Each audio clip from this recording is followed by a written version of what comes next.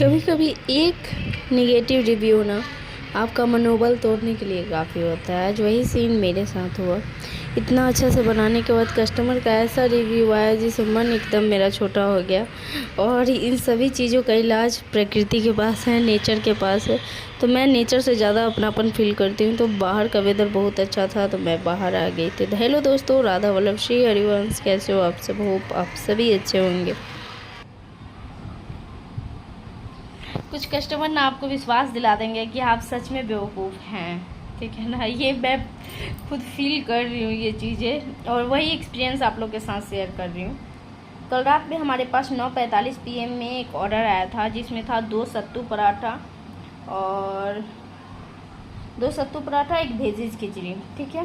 मैं दिखा रही हूँ, आइटम दिखा रही हूँ। उस पर कस्टमर ने क्या लिखा है कि ये रेडीमेड राइस है, ठीक है ना, विथ ग्रेवी। इसमें कुछ भी ऐसा नहीं है कि ये वेजीज है, ठीक है। अब मुझे आश्चर्य लग रहा है क्योंकि वेजीज खिचड़ी मैं बनाई थी, मेरे हस्बैंड को भी खाने का मन था, ठीक है। खाने का क्या मन था, थोड़ा बच जाता है ना, तो हम लोग सोचते हैं खा के निपटा दें, ठीक है।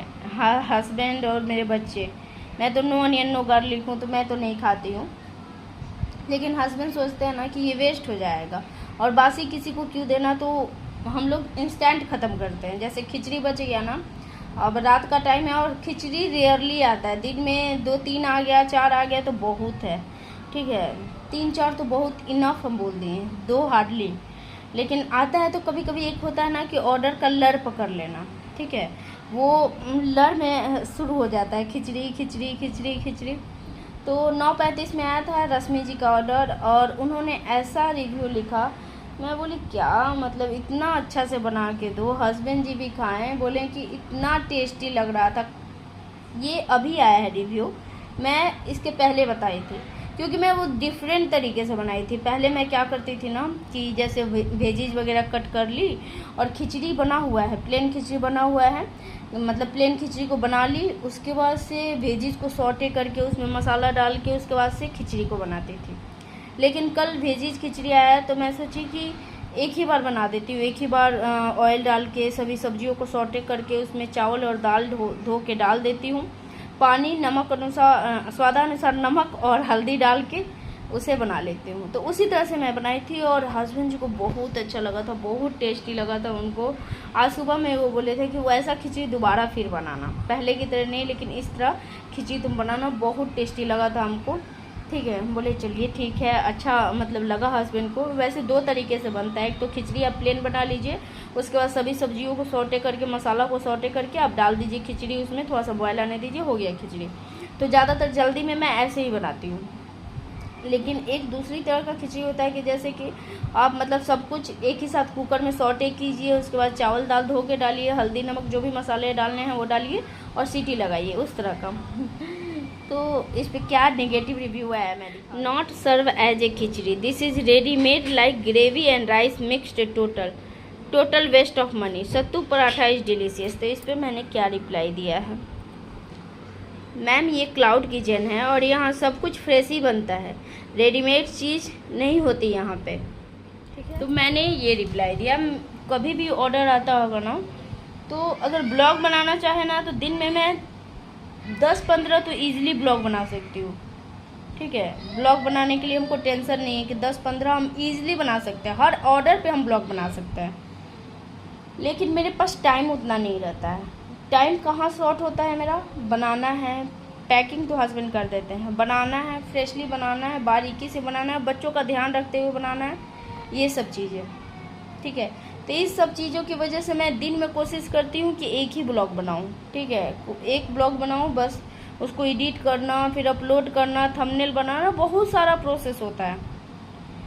और तो इसलिए जब भी मुझे मौका मिलता है ना, मैं स्टार्टिंग में या तो स्टार्टिंग में ब्रेकफास्ट में ही ब्लॉग बनाऊँगी, या कुछ ऐसा यूनिक मिल गया ना कस्टमर पॉइंट या फिर कुछ भी, तब मैं ब्लॉग बनाती हूँ। या फिर नाइट के टाइम में मैं ब्लॉग बनाती हूँ कि हाँ नाइट के टाइम में ऑर्डर रश होता है, मैं शो कर सकूँ कि हाँ ब्लॉग बना रही हूँ। क्या हुआ, क्या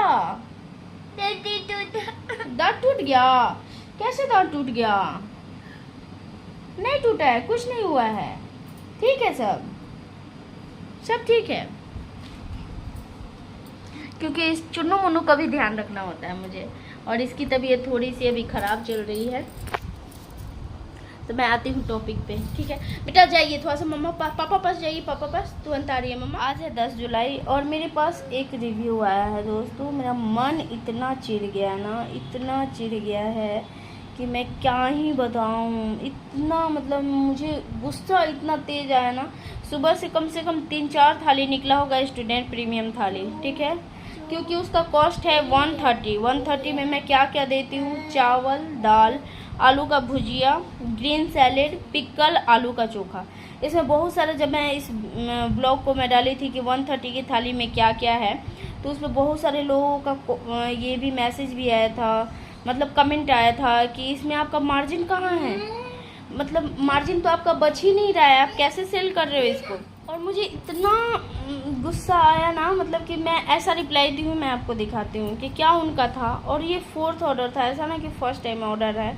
कुछ कस्टमर ऐसे है ना, जैसे स्विगी पे कल एक ऑर्डर आया था ना जिसमें चावल दाल चोखा था, ठीक है? और वो उसका कॉस्ट था 110 रुपये। 110 रुपये में चावल दाल चोखा सलाद अचार मैं दे रही हूँ, एक परफेक्ट मील दे रही हूँ। उस पर उन्होंने कंप्लेन क्या डाला था कि इसमें रोटी मिसिंग है। रोटी है ही नहीं कहीं भी, ना ही एड ऑन्स में है, ना ही थाली में मैंने ऐड किया है, और निगेटिव रिव्यू दे देते हैं, जिससे मन जो है ना एकदम चिड़चिड़ हो जाता है। अरे एक तो इतना कम मार्जिन पे मैं सेल कर रही हूँ, इतना कम मार्जिन पे कि हाँ जिसके पास पैसे नहीं है ना वो भी अच्छे से खा सके, एक परफेक्ट मील मिल सके। जो चीज़ मार्केट में जोमेटो पे 170 है, 165 रुपीज़ है, उसको हम दे रहे हैं 130 में।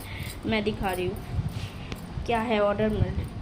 ऑर्डर हिस्ट्री है, देखिए अभी 5 आलू पराठा आया, इसी पे भी था चावल दाल चोखा भुजिया आलू चोखा ऑनियन सैलेड। इसका मैंने 135 रखा है। ये है स्नैक्स स्क्वायर पे, ठीक है? अभी कुछ देर पहले आया था।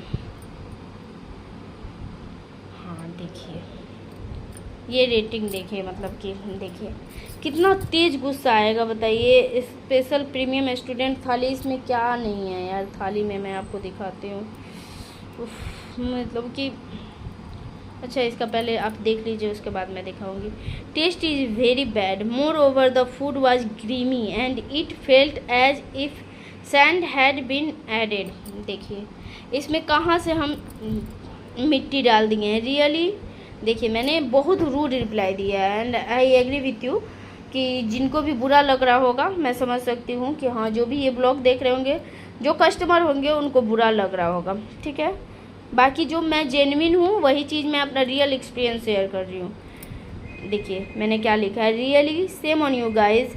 हम लोग इतना कम मार्जिन पे इतनी अच्छी क्वालिटी के फूड प्रोवाइड करा रहे हैं ताकि जिसके पास पैसे कम हो वो भी खा सके, लेकिन आप लोग अच्छे खाना को भी कैसे नेगेटिव दे देते हो, समझ नहीं आता। यही थाली जोमेटो पे 170 में मिल रहा है, लेकिन लोगों के लिए कितना भी अच्छा सोचो वो उसका गलत फ़ायदा ही उठाते हैं। तो इतना कम प्राइस में भी देने पे और रिव्यू ऐसे निगेटिव आता है ना, तो सही में मनोबल टूट जाता है।